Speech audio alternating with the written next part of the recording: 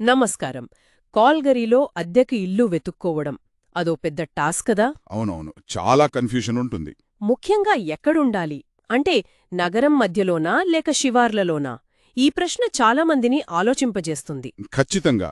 ఈరోజు మనం కాల్గరీ అద్దె గృహాలు నగరం వర్సెస్ శివారు ప్రాంతాలు అనే ఒక సోర్స్ ఆధారంగా ఈ టాపిక్ని కొంచెం లోతుగా చూద్దాం. మంచి ఆలోచన. అంటే డౌన్టౌన్ కాండోలో ఉండటం బెటరా లేక శివార్లో టౌన్ హౌస్ లాంటిది అద్దెకు తీసుకోవడం మంచిదా? దీని లాభనష్టాలేంటి? ఇది చాలా కీలకమైన విషయం. ఎందుకంటే ఇది కేవలం ఇల్లు మార్చడం కాదు, ఒక లైఫ్ స్టైల్ని ఎంచుకోవడం అన్నమాట. డౌన్టౌన్ కాండో అనుకోండి, ఆ లైఫ్ వేరు. రెస్టారెంట్లు, షాపులు, ఆఫీసులు, సీ ట్రైన్ అన్నీ దగ్గరలోనే ఉంటాయి. నడిచి వెళ్ళొచ్చు. అవును, వాక్ స్కోర్ ఎక్కువ ఉంటుంది కదా అక్కడ. అవును, మన సోర్స్లో కూడా చెప్పారు, యావరేజ్ వాక్ స్కోర్ 90 పైన ఉంటుందని.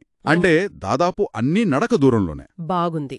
కానీ ఇంకోవైపు చూస్తే స్థలం చాలా తక్కువుంటుంది, గదులు చిన్నగా ఉండొచ్చు, పార్కింగ్ పెద్ద సమస్య, హ్మ్, ఇంకా శబ్దం కూడా ఎక్కువే. నిజమే. ఆ హడావిడి కొందరికి నచ్చుతుంది, కాని కొందరికి ప్రశాంతత కావాలి. అక్కడ శివారు ప్రాంతాల ఆప్షన్ వస్తుంది. అవును, శివార్లో చూసుకుంటే అదే అద్దెకు పెద్ద ఇల్లు దొరకొచ్చు, పెరడు, ప్రశాంత వాతావరణం ఇవన్నీ ఉంటాయి. కరెక్ట్.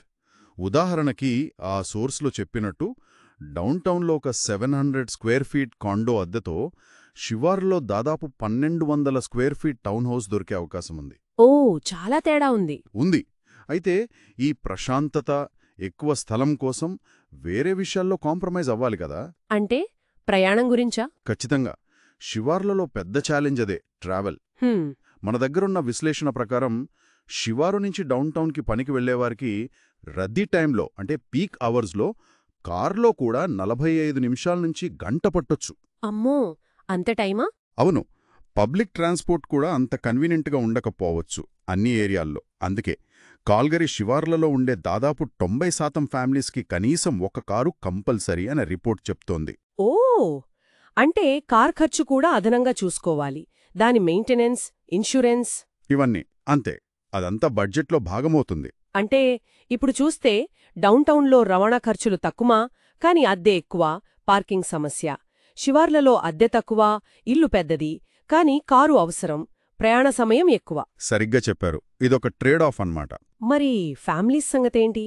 అంటే పిల్లలున్న వాళ్లకి స్కూల్స్ చాలా ముఖ్యం కదా. చాలా చాలా ముఖ్యం. వాళ్ల భవిష్యత్తుకు సంబంధించిన విషయం అది. మంచి స్కూల్స్ ఉన్న ఏరియా చూసుకోవాలి. మన సోర్స్లో దీని గురించి ఏమైనా ఉందా? ఉంది. మన దగ్గరున్న సమాచారం ప్రకారం నార్త్ వెస్ట్ కాల్గరీ ఇంకా ఎయిడ్రీ ప్రాంతాలు మంచి పబ్లిక్ స్కూల్స్కి పేరు పొందాయి అనుంది. ఓ, నార్త్ వెస్ట్ కాల్గరీ, ఎయిడ్రీ. అవును, కొన్ని రిపోర్ట్స్ ప్రకారం ఆ ఏరియాలో గ్రాడ్యుయేషన్ రేట్లు కూడా సిటీ యావరేజ్ కన్నా కొంచెం బెటర్గా ఉన్నాయని తెలుస్తోంది. అయితే ఫ్యామిలీస్ ఎక్కువగా అటువైపే చూస్తారేమో. చాలా వరకు అంతే. మంచి స్కూల్స్ కోసం కొంచెం దూరం ప్రయాణించడానికి కూడా సిద్ధపడతారు. అంటే ఈ డెసిజన్ అనేది కేవలం సౌకర్యం వర్సెస్ స్థలం అనే కాదు. Life style, transport, family needs, budget, ఇలా చాలా విషయాలు ముడిపడి ఉన్నాయన్నమాట. ఖచ్చితంగా. ఒకరికి డౌన్టౌన్ హడావిడి నచ్చొచ్చు, ఇంకొకరికి శివారు ప్రశాంతత, పిల్లల చదువులు ఇంపార్టెంట్ కావచ్చు. ఈ రెండింటి మధ్య సరైన బ్యాలెన్స్ ఎలా కుదుర్చుకోవాలనేదే పాయింట్. అంతే.